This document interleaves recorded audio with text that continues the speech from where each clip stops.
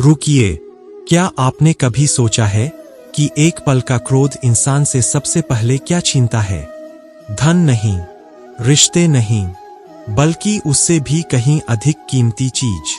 भगवद गीता में श्री कृष्ण ने क्रोध का ऐसा रहस्य बताया है जिसे समझ लेने वाला व्यक्ति अपने जीवन की सबसे बड़ी भूल करने से बच सकता है। आज अर्जुन ने भी यही प्रश्न पूछा था। आइए जानते हैं श्री कृष्ण का उत्तर। महाभारत का युद्ध समाप्त हो चुका था। कुरुक्षेत्र की धरती अब शांत थी। जहां कभी शंखों की गूंज थी, वहां अब केवल हवा की सरसराहट सुनाई देती थी। एक सुबह अर्जुन और श्री कृष्ण गंगा के तट पर बैठे थे। अर्जुन का चेहरा शांत था, लेकिन उनके मन में एक गहरा प्रश्न उठ रहा था। उन्होंने हाथ जोड़कर कहा, प्रभु, मैंने देखा है कि कई बुद्धिमान और अच्छे लोग भी क्रोध में ऐसी गलतियां कर बैठते हैं जिनका उन्हें जीवन भर पछतावा रहता है। ऐसा क्यों होता है? श्री कृष्ण ने मुस्कुराकर अर्जुन की ओर देखा। पार्थ, आज मैं तुम्हें क्रोध का वह रहस्य बताऊंगा जिसे समझ लेने के बाद तुम अपने मन को पहले से अधिक पहचान पाओगे। दोनों धीरे धीरे वन की ओर चल पड़े। कुछ दूर चलने के बाद उन्हें एक सुंदर, शांत झील दिखाई दी। झील का पानी बिल्कुल साफ था। उसमें आकाश, वृक्ष और उड़ते हुए पक्षियों का प्रतिबिंब स्पष्ट दिखाई दे रहा था। श्री कृष्ण ने कहा, पार्थ, इस जल में क्या दिखाई दे रहा है? अर्जुन बोले, प्रभु, सब कुछ बिल्कुल साफ दिखाई दे रहा है। तभी श्री कृष्ण ने झील में एक छोटा सा पत्थर फेंका। कुछ ही क्षणों में पानी में लहरें उठने लगीं। सारा प्रतिबिंब धुंधला हो गया। श्री कृष्ण ने पूछा, अब क्या दिखाई दे रहा है? अर्जुन बोले, अब कुछ भी स्पष्ट नहीं दिखाई दे रहा। श्री कृष्ण मुस्कुराए, यही मन की अवस्था है पार्थ। जब मन शांत होता है तब सत्य साफ दिखाई देता है, लेकिन जैसे ही क्रोध की लहर उठती है, बुद्धि का प्रतिबिंब धुंधला पड़ जाता है। अर्जुन ध्यान से सुन रहे थे। श्री कृष्ण आगे बोले, इसलिए क्रोध आते ही मनुष्य सबसे पहले अपनी सही सोचने और समझने की शक्ति खो देता है। जिस बुद्धि से वह सही और गलत का निर्णय करता है, वही सबसे पहले प्रभावित होती है। अर्जुन ने गंभीर होकर पूछा, प्रभु, क्या इसी कारण लोग गुस्से में ऐसे शब्द बोल देते हैं जिन्हें वे बाद में वापस नहीं ले सकते? श्री कृष्ण ने उत्तर दिया, हां पार्थ, क्रोध पहले बुद्धि पर पर्दा डालता है, फिर वाणी पर नियंत्रण समाप्त कर देता है और अंत में मनुष्य ऐसे कर्म कर बैठता है जिनका परिणाम वर्षों तक उसे दुख देता है। इतने में एक युवक वहां दौड़ता हुआ आया। उसका चेहरा क्रोध से लाल था। वह अपने मित्र से झगड़कर लौट रहा था। क्रोध में उसने रास्ते में रखा एक मिट्टी का घड़ा लात मारकर तोड़ दिया। कुछ देर बाद उसका क्रोध शांत हो गया। उसे अपनी गलती का एहसास हुआ, लेकिन घड़ा अब टूट चुका था। वह उसे जोड़ नहीं सकता था। श्री कृष्ण ने अर्जुन से पूछा, पार्थ, क्या यह घड़ा पहले जैसा हो सकता है? अर्जुन ने कहा, नहीं प्रभु। श्री कृष्ण बोले, ठीक वैसे ही क्रोध में बोले गए शब्द और लिए गए निर्णय कई बार ऐसे घाव छोड़ जाते हैं जिन्हें भरने में वर्षों लग जाते हैं। अर्जुन मौन हो गए। उनके मन में गहरा विचार चल रहा था। श्री कृष्ण ने आगे कहा, पार्थ, याद रखो, क्रोध कभी बाहर से नहीं आता। वह मन के भीतर जन्म लेता है जब हमारी इच्छा पूरी नहीं होती, जब हमारा अहंकार आहत होता है या जब हम स्वयं पर नियंत्रण खो देते हैं। इसलिए जो व्यक्ति अपने मन को समझ लेता है, वह क्रोध को जन्म लेने से पहले ही रोक सकता है। अर्जुन ने विनम्रता से पूछा, प्रभु, यदि क्रोध आ ही जाए तो उसे कैसे पहचाना जाए? श्री कृष्ण मुस्कुराए। उन्होंने उत्तर नहीं दिया, केवल इतना कहा, कल मैं तुम्हें क्रोध के 5 संकेत बताऊंगा जिन्हें पहचान लेने वाला व्यक्ति अपने जीवन को विनाश से बचा सकता है। अर्जुन ने श्रद्धा से सिर झुका दिया। उन्हें अब समझ आने लगा था कि क्रोध का सबसे पहला शिकार हमारा अपना विवेक और बुद्धि होती है। अगली सुबह सूरज की पहली किरणें धरती पर फैल चुकी थीं। अर्जुन रात भर श्री कृष्ण की बातों के बारे में सोचते रहे। उन्हें अब यह समझ आ गया था कि क्रोध सबसे पहले मनुष्य की बुद्धि को प्रभावित करता है। लेकिन उनके मन में एक और प्रश्न था। उन्होंने श्री कृष्ण के चरणों में प्रणाम किया और कहा, प्रभु, यदि क्रोध इतना खतरनाक है तो मनुष्य कैसे पहचान सकता है कि वह क्रोध के वश में आ चुका है। श्री कृष्ण मुस्कुराए। उन्होंने अर्जुन को अपने साथ वन की ओर चलने का संकेत दिया। कुछ दूर चलने के बाद दोनों एक विशाल बरगद के नीचे बैठ गए। हवा बिल्कुल शांत थी। श्री कृष्ण बोले, पार्थ, क्रोध कभी अचानक नहीं आता, वह पहले संकेत देता है। जो इन संकेतों को पहचान लेता है वह अपने जीवन को विनाश से बचा सकता है। पहला संकेत, मन अशांत हो जाता है।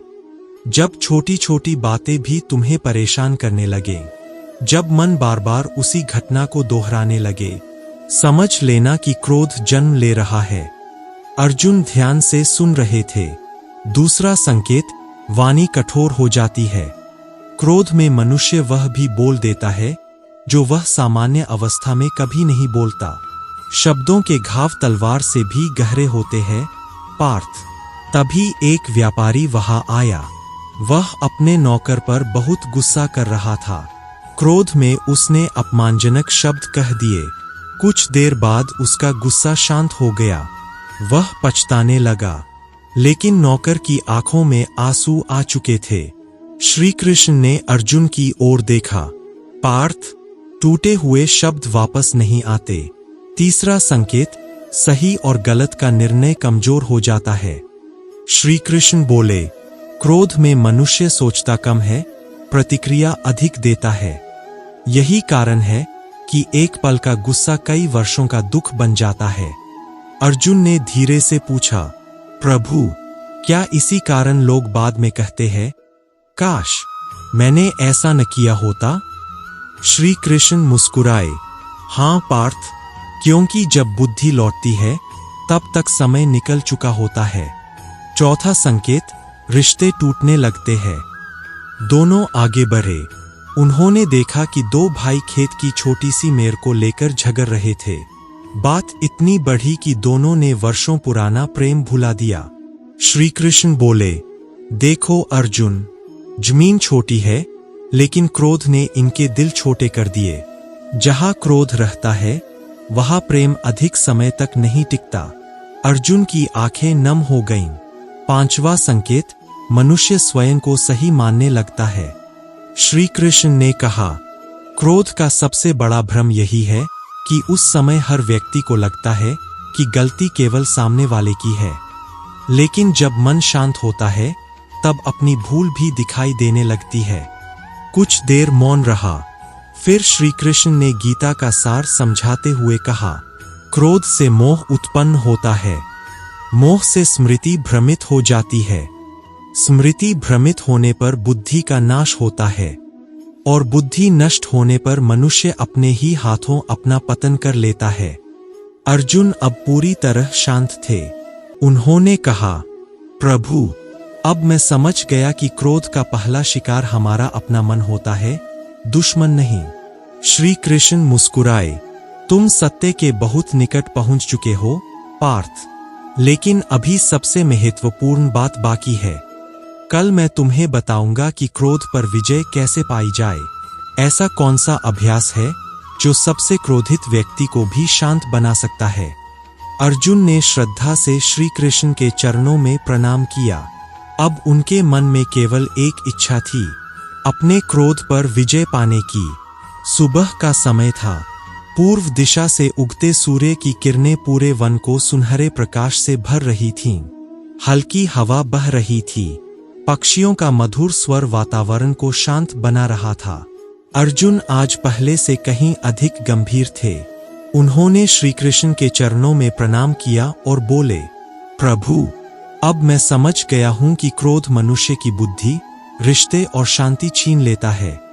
लेकिन कृपया यह बताइए कि क्रोध पर विजय कैसे प्राप्त की जाए। श्री कृष्ण मुस्कुराए। उन्होंने अर्जुन को अपने साथ एक शांत नदी के किनारे चलने का संकेत दिया। दोनों धीरे धीरे वहां पहुंचे। नदी का जल बिना शोर किए लगातार बह रहा था। श्री कृष्ण ने पूछा, पार्थ, क्या तुमने कभी इस नदी को क्रोधित होते देखा है? अर्जुन ने उत्तर दिया, नहीं प्रभु। श्री कृष्ण बोले, क्योंकि इसका स्वभाव बहना है, रुकना नहीं। जो मनुष्य छोटी छोटी बातों को पकड़कर बैठ जाता है, उसके भीतर क्रोध जन्म लेता है। लेकिन जो उन्हें छोड़ना सीख जाता है, उसका मन नदी की तरह शांत रहता है। अर्जुन ध्यान से सुन रहे थे। श्री कृष्ण ने आगे कहा, पार्थ, क्रोध को हराने के 5 सरल उपाय हैं। पहला उपाय, उत्तर देने से पहले रुक जाओ।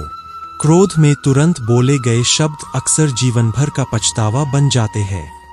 यदि कुछ क्षण मौन रहोगे तो बुद्धि तुम्हारा साथ देगी। दूसरा उपाय, गहरी सांस लेकर मन को शांत करो। जब श्वास शांत होती है, तब विचार भी शांत होने लगते हैं। तीसरा उपाय, स्वयं से पूछो, क्या यह बात 5 वर्ष बाद भी उतनी ही महत्वपूर्ण होगी? यदि उत्तर नहीं है, तो आज ही उसे छोड़ दो। अर्जुन के चेहरे पर मुस्कान आ गई। उन्हें लगा जैसे उनके मन का बोझ हल्का हो रहा हो। चौथा उपाय, क्षमा करना सीखो। श्री कृष्ण बोले, क्षमा सामने वाले के लिए नहीं, अपने मन की शांति के लिए होती है। जो क्षमा नहीं कर पाता, वह अपने ही क्रोध का कैदी बन जाता है। पांचवा उपाय, हर परिस्थिति में ईश्वर को याद करो। जब मन भगवान से जुड़ता है, तब क्रोध की अग्नि धीरे धीरे शांत होने लगती है। कुछ दूर एक छोटा बालक खेलते खेलते गिर गया। वह रोने लगा। उसकी मां ने उसे डांटा नहीं, उसे प्यार से उठाया और समझाया। श्री कृष्ण ने कहा, देखो पार्थ, प्रेम वहां सफल हो जाता है जहां क्रोध असफल हो जाता है। फिर श्री कृष्ण ने गीता का गहरा संदेश दिया, क्रोध तुम्हारा शत्रु नहीं है पार्थ, वह केवल एक संकेत है कि इस समय तुम्हारा मन तुम्हारे नियंत्रण में नहीं है। जिसने अपने मन को जीत लिया, उसने संसार की सबसे बड़ी विजय प्राप्त कर ली।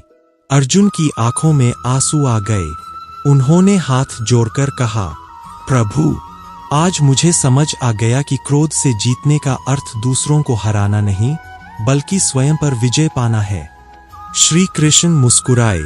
उन्होंने अर्जुन के कंधे पर हाथ रखा और कहा, याद रखो, क्रोध निर्णय छीनता है, निर्णय चरित्र बनाता है, और चरित्र ही भाग्य बनाता है।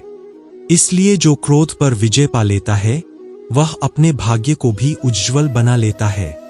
कुछ क्षण मौन छाया रहा। फिर श्री कृष्ण ने अपना अंतिम संदेश दिया, जब भी क्रोध आए, प्रतिक्रिया देने से पहले एक क्षण रुकना। उस एक क्षण में तुम्हारा भविष्य छिपा हो सकता है। अर्जुन ने श्रद्धा से श्री कृष्ण के चरणों में प्रणाम किया। उस दिन उन्होंने प्रण लिया कि वे कभी भी क्रोध को अपने निर्णयों का स्वामी नहीं बनने देंगे। क्रोध एक पल का होता है, लेकिन उसके परिणाम वर्षों तक साथ चलते हैं। इसलिए अपने शब्दों, अपने विचारों और अपने निर्णयों पर संयम रखिए। जिसने अपने क्रोध को जीत लिया, उसने अपने जीवन की सबसे बड़ी लड़ाई जीत ली। यदि इस कथा ने आपके मन को छुआ हो, तो इसे अपने परिवार और मित्रों के साथ अवश्य साझा करें। हो सकता है श्री कृष्ण की यह सीख किसी के टूटते रिश्ते, बिखरते परिवार या गलत निर्णय को बचा ले। वीडियो पसंद आया हो तो लाइक करें, श्री कृष्ण प्रेरणा केंद्र को सब्सक्राइब करें और कमेंट में जरूर लिखें जय श्री कृष्ण। राधे राधे। जय श्री कृष्ण।